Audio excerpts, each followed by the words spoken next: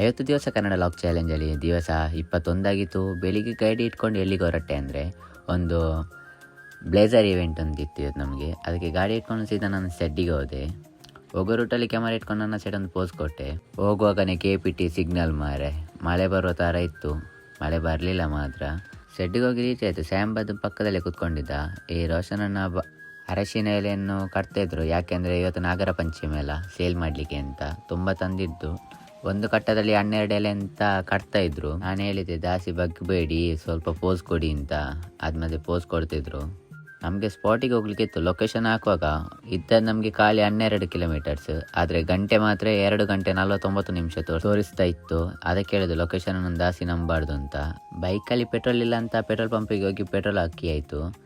ಆದಮೇಲೆ ನಮ್ಮದು ಬ್ಲೇಸರ್ ಎಲ್ಲ ಹಾಕೊಂಡು ಸಾರಿ ಕೂದಲೆಲ್ಲ ಸೆಟ್ ಮಾಡ್ತಾಯಿದ್ದೆ. ಕಿಶೋರನ್ನ ಆ ಕಡೆ ಇತ್ತು, ಸುಹಾಸಿ ಈ ಕಡೆ ಟೈ ಕಟ್ತಾ ಇದ್ದ. ಆದಮೇಲೆ ಫುಡ್ಡು ಮತ್ತು ಸೂಪರ್ ಇತ್ತು ಮಾರೆ, ತುಂಬ ಐಟಮ್. ಕುಣಾಫ್ ಹಾಕುವವನು ಎಲ್ಲಿ ಹೋದಂತೆಲ್ಲ. ಆದಮೇಲೆ ನಮ್ಮ ಹುಡುಗರಿಗೆಲ್ಲ ತಿನ್ಲಿಕ್ಕೆ ಅಂತ ನಾನೇ ಹಾಕಿ ಕೊಡ್ತಾ ಇದ್ದೆ.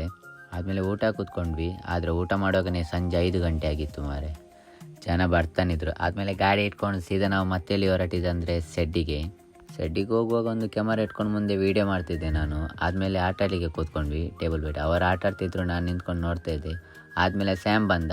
ಅವರ ಆಟ ಆಡಲಿ, ನಾವು ಆಟ ಆಡುವ ಅಂತ. ಆದಮೇಲೆ ಸ್ಯಾಮ್ ಜೊತೆ ಸ್ವಲ್ಪ ಆಟ ಆಡಿದ್ದೆ ನಾನು. ಮತ್ತು ರಾತ್ರಿ ಆಯಿತು. ಮತ್ತು ನಾನು ಅಲ್ಲಿಂದ ಹೊರಟೆ.